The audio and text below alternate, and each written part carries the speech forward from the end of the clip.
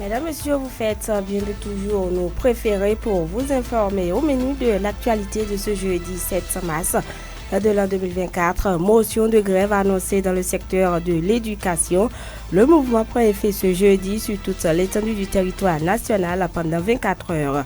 Nous avons fait le constat au niveau des établissements scolaires publics et de la commune de Malanville. Restez des nôtres pour en savoir davantage. Pendant ce temps, ils sont nombreux, ces journalistes, à participer à un atelier de 4 jours à Dassazoumé depuis le mardi 5 mars dernier. Et les assises s'inscrivent dans le cadre de la mise en œuvre du programme régional d'intégration des marchés agricoles PRIMA.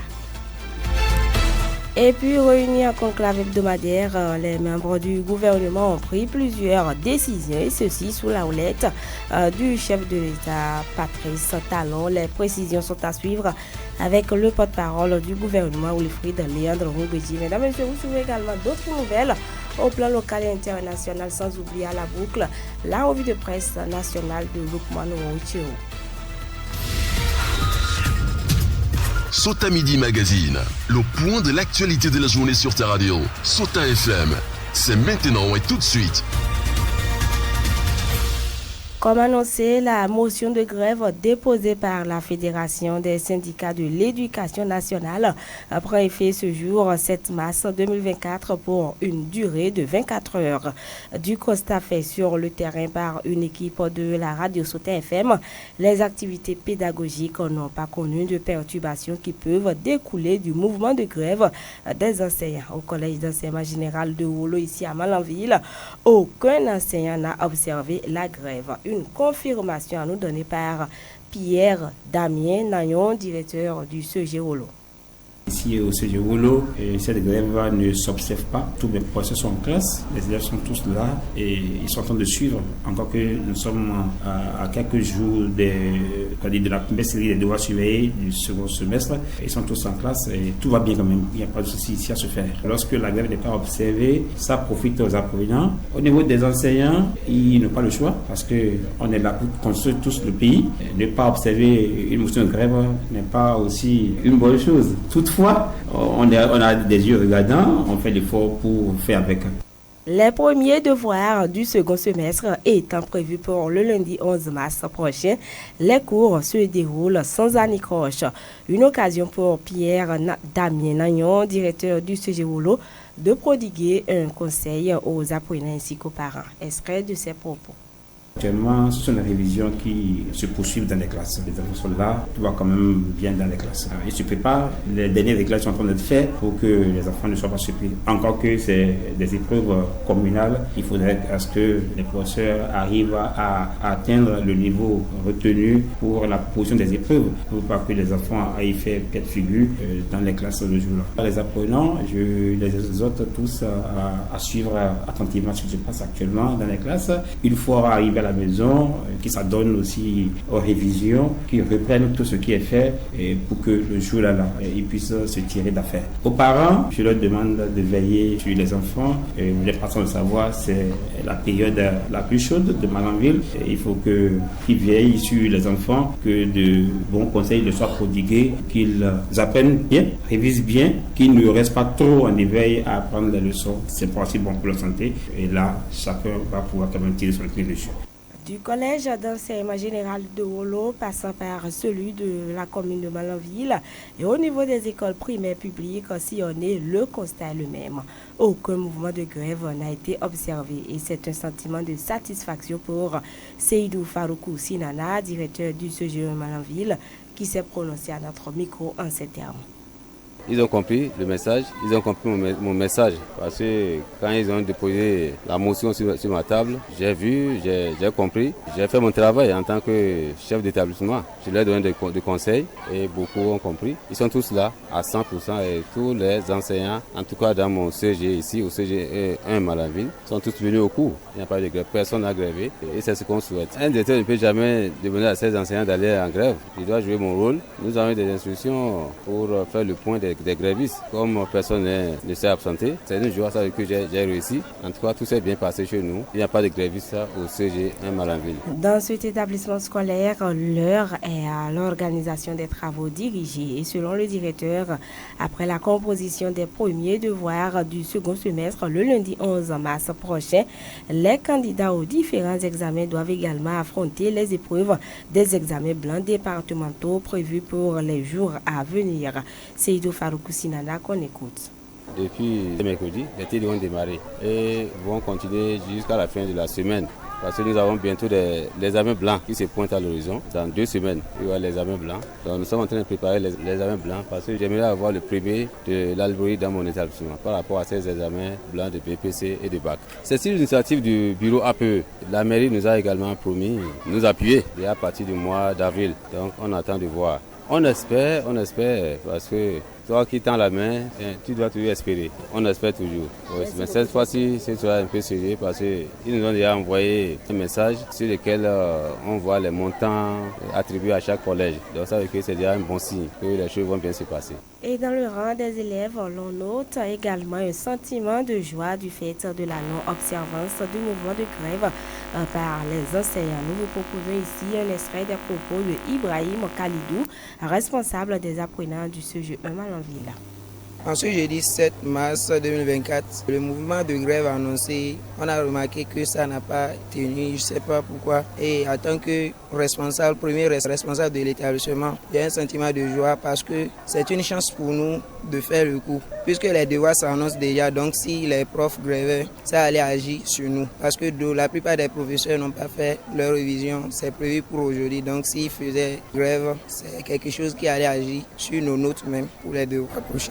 Il faut noter qu'à quelques jours de la date du 7 mars, le secrétaire général du ministère des enseignements maternels et primaires a, dans une note adressée aux directeurs départementaux du dit ministère, de lui fournir la liste de tous les enseignants qui observeraient ce mouvement de grève de 24 heures annoncé par la FESEN-CSTB. Mesdames, Messieurs, ils sont nombreux ces hommes des médias à participer à un atelier de coproduction des émissions table ronde dans le cadre de la mise en œuvre du PRIMA, entendez programme régional d'intégration des marchés agricoles au Bénin. Démarré le 5 mars dernier à Dassazoumé, les assises prendront fin vendredi 8 mars 2024. Je vous invite à suivre le reportage que nous propose David Labo depuis Dassazoumé. Après l'étape de la coproduction des émissions table ronde par des journalistes des 8 radios partenaires du PRIMA, programme régional d'intégration des marchés agricoles au Bénin, organisé le 23 août 2023 dans la grande salle de réunion de la CCRB à Boycon. Il a été organisé dans le même cadre une autre formation des professionnels des médias des 8 radios partenaires du dit projet. Cette fois-ci, c'est la salle de réunion de la mairie de Dassazoumé qui a abrité cet atelier de 4 jours, notamment du 5 au 8 mars 2024. À l'ouverture de la séance, Aristide Fassinou Nico précise les objectifs de cette deuxième rencontre. Il est le chargé suivi évaluation au niveau du PRIMA. L'objectif de cet atelier, c'est d'abord de faire un petit bilan du partenariat que nous avons établi avec les 8 radios partenaires du PRIMA et voir donc les actions que nous devons mener en 2024. Pour cette année 2024, plusieurs activités ont été prévues. Il s'agit entre autres le financement des jeunes agriculteurs et le processus de mise en œuvre de la plateforme multi-acteurs au niveau des marchés qui seront construits. Aristide Fassinou Nico. Et en 2024, nous avons identifié 2 thématiques autour desquelles nous allons travailler. Il s'agit du financement des jeunes agriculteurs, des coopératives et des agro-PME. Et aussi le processus de mise en place des plateformes multi-acteurs au niveau des marchés. Nous avons, pour rappel, pour ambition de réhabiliter, voire construire 15 marchés au total, dont 5 marchés de demi-gros et 10 centres de collecte. Et au niveau de chaque marché, il sera mis en place des plateformes multi-acteurs qui vont accompagner le processus d'animation, d'études, d'identification, de construction des infrastructures que le PRIMA ambitionne mettre en place au niveau de ces marchés. Le PRIMA est est un projet du gouvernement béninois mis en œuvre par Procar avec l'appui du Fonds international du développement agricole FIDA. Merci beaucoup à David Labo pour ce reportage. Mesdames et messieurs, on va marquer une coup de pause avant de revenir pour la suite de cette édition. Sota Info Midi, le point de l'actualité sur ta radio. Je voulais annoncer dans les titres, les membres du gouvernement se sont réunis ce mercredi 6 mars 2024 au palais de la Marina à Cotonou en conseil hebdomadaire des ministres sous la houlette du chef de l'État Patrice Talon. Plusieurs décisions sont prises, notamment la subvention des kits de réception de la télévision numérique terrestre TNT. À cet effet, il est annoncé l'arrêt définitif de la diffusion analogique terrestre de la télévision le 15 août 2024 selon le mécanisme progressif d'extinction zone par zone à partir du 1er avril 2024. Par ailleurs, il est également prévu les exonérations sur les droits de douane et sur la TVA de ces matériels qui seront cédés aux populations à un prix bien étudié à la faveur des bénéficiaires. Suivez un extrait des explications du porte-parole du gouvernement Wilfried Léandre Ngouidji. Malgré cela, il se révèle que le prix de vente de ces kits demeure une préoccupation pour les populations, au risque d'être un frein à leur large adoption. C'est pourquoi le Conseil a marqué son accord pour que le kit de réception soit cédé au prix de 5 000 francs CFA au lieu de 18 000 francs CFA, soit 3 500 francs s'agissant du décodeur et 1 500 francs CFA pour l'antenne et les accessoires. Ce faisant, le montant de la subvention de chaque kit de réception est de 13 000 francs CFA. Cette nouvelle mesure d'allègement des prix de cession s'étendra jusqu'à l'épuisement des stocks de matériel acquis avec l'appui de l'État. Pour ce faire, et afin d'éviter une distorsion sur le marché, le Conseil a autorisé l'acquisition par l'État des stocks et commandes en cours des distributeurs dont les décodeurs ont été agréés par la Haute Autorité de l'audiovisuel et de la communication. Ces équipements seront également cédés au prix subventionné. La finalité recherchée est que la TNT soit une réalité dans les délais prévus avec un taux de couverture appréciable en kit sur toute l'étendue du territoire national.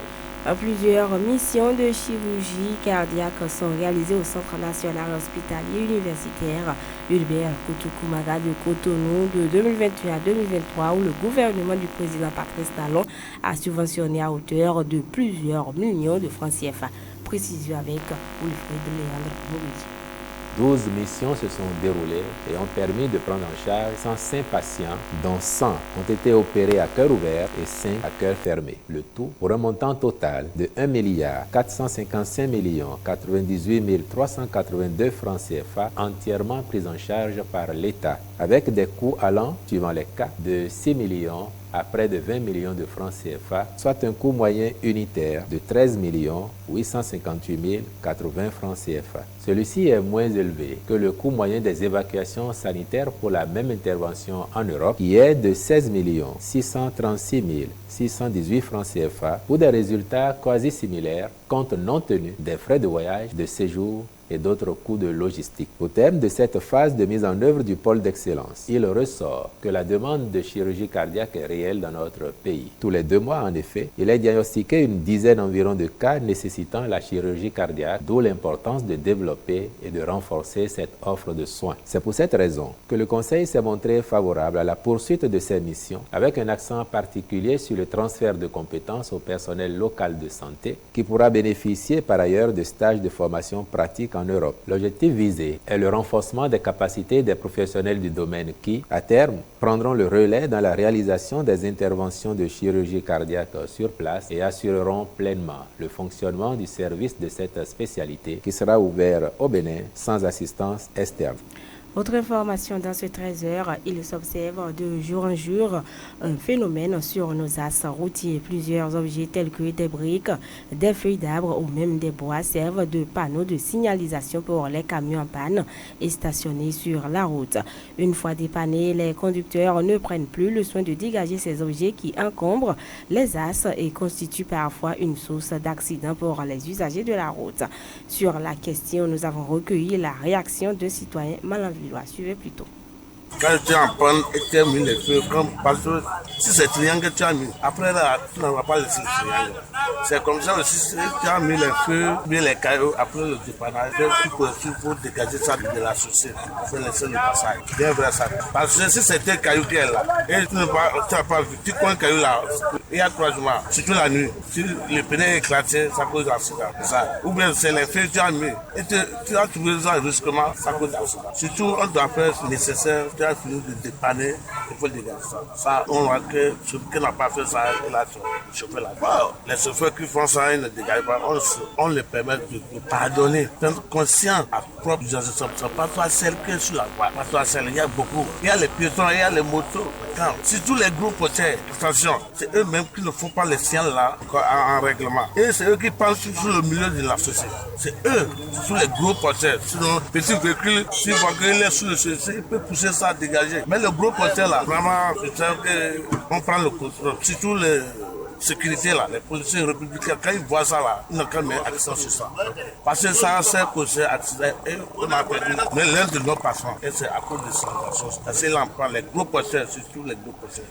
Zulkifli Lolona, bonjour. Bonjour, Pirata Povo. Les informations hors de nos frontières, c'est avec vous et vous nous dites qu'au Tchad, c'est déjà le début du dépôt des candidatures pour la présidentielle. Effectivement, Pirata Povo, au Tchad, le Conseil constitutionnel a commencé à enregistrer le mercredi 6 mars les dossiers de candidature à l'élection présidentielle du 6 mai prochain. Finalement, seul le parti Mouvement Patriotique du Salut, MPS, du défunt président Idriss Déby Itno, a pour l'instant déposé la candidature de son fils Mahama Idriss Déby mercredi. Au Burkina Faso, pendant ce temps, le juge du tribunal administratif demande la remise en liberté immédiate de maître Guy Hervé Cam. Effectivement, Pirata Povo, à Ouagadougou, ce jeudi matin, le juge du tribunal administratif a ordonné la remise en liberté immédiate du maître Guy Hervé Cam. L'avocat de leader du mouvement politique avait été arrêté le 24 janvier sans motif apparent. Ce n'est que lors d'une audience devant le tribunal mardi que l'agent judiciaire de l'État a émis officiellement des accusations de tentative d'atteinte à la sûreté de l'État pour justifier son arrestation. Justification nulle et non émue, donc selon le juge du tribunal administratif ce jeudi 7 mars. Merci beaucoup à vous, Zulkifli Lolona, pour toutes ces précisions. Mesdames et messieurs, je vous invite à suivre à présent la revue de presse nationale, une présentation de Lokman Routio. Suivez la revue de presse sur Souta FM. Amis de la plume et du papier, mesdames, messieurs, bonjour. À la une de l'actualité ce jeudi, les confrères reviennent sur la relecture du code électoral avec des analyses et commentaires. Mardi 5 mars dernier, rappelle l'opinion aujourd'hui, le pays émergent, le Canada du Nord, Matin Libre, l'emblème du jour et Dynamis Info. Les députés ont procédé à la modification du code électoral. Les débats ont eu lieu en présence des députés de tous les partis politiques représentés au Parlement, à savoir Union progressiste, le Renouveau, Bloc républicain et les démocrates, rapporte l'opinion aujourd'hui qui note des grands changements opérés. C'est un challenge lancé à tous les partis politiques, croient savoir la publication, tout comme le pays émergent pour lequel les députés UPR et BR de la mouvance manœuvrent pour confisquer le pouvoir du peuple. Manque de consensus, exclusion, abus de pouvoir, instaurant un taux de 20% passé constitution électorale, non-respect de la charte des partis politiques, interdisant des alliances. Bref, le Canada du Nord récapitule et publie la dénonciation de l'opposition et des organisations de la société civile. Oui, souligne aussi Dynamisme Info, le parti Les Démocrates et d'autres forces de l'opposition lèvent la voix. La plateforme électorale des organisations de la société civile invite Talon à ne pas promulguer le code électoral tel que voté à l'Assemblée nationale. Mais l'appel des confessions religieuses a été bafoué, constate le pays émergent qui cite le député Eric Koundété du parti Les Démocrates pour qui on s'achemine vers l'exclusion de l'opposition aux prochaines élections générales.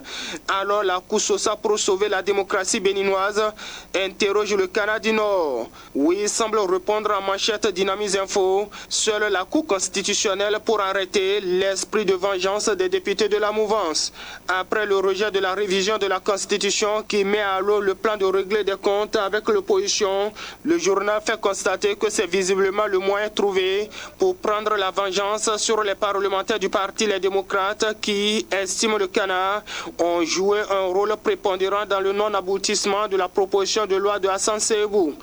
Un esprit de vengeance qui devra être découragé par la Cour constitutionnelle qui a suggéré des amendements au code électoral pour rétablir le droit de parrainage des maires, souligne le journal.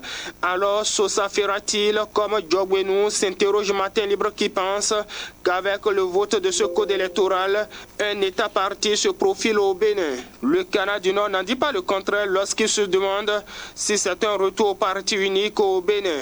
Dans la même dynamique, Dabaro observe et se demande si on s'achemine vers des élections exclusives en 2026. En tout cas, avertit l'emblème du jour, après l'adoption du code électoral modifié, le feu couvre encore sous les cendres.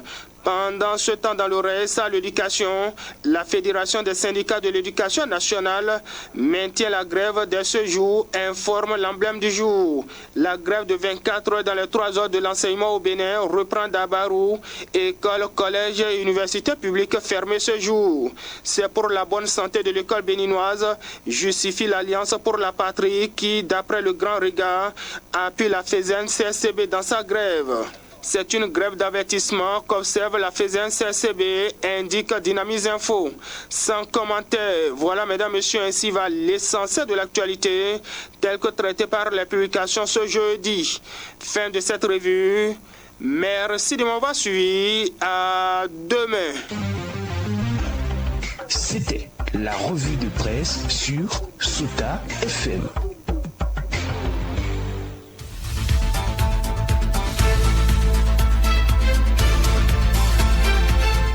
Motion de grève annoncée dans le secteur de l'éducation. Le mouvement prend effet ce jour sur toute l'étendue du territoire national pour 24 heures. Nous avons fait le constat au niveau des établissements scolaires publics de la commune de Malanville. Aucun enseignant n'a observé le mouvement. Pendant ce temps, ils sont nombreux ces journalistes à participer à un atelier de 4 jours à Dassazoumé depuis le mardi 5 mars dernier et les assises s'inscrivent dans le cadre de la mise en œuvre du programme régional d'intégration des marchés agricoles PRIMA. Et puis, réunis en conclave hebdomadaire des ministres, les membres du gouvernement ont pris plusieurs décisions, et ceci sous la présidence effective du chef de l'État, Patrice Talon. Et vous avez suivi les précisions avec le porte-parole du gouvernement, Wilfried Léandre Rungwedi. Mesdames, Messieurs, d'autres nouvelles au plan local et international. La revue de presse nationale de Loubouanou était également au rendez-vous. Merci de nous avoir suivis. Je suis Pierrette Akouva devant ce micro. J'ai bénéficié de la collaboration technique de Doko Aboubakar. À l'édition, on retrouve Moudjaïdou Ouyo. Bon après-midi à chacun et à tous. C'était Sota Midi Magazine, le rendez-vous informatif de la mi-journée sur Sota FM, la radio de l'espoir. Merci pour votre fidélité. Dans la Liborie, la différence a un nom.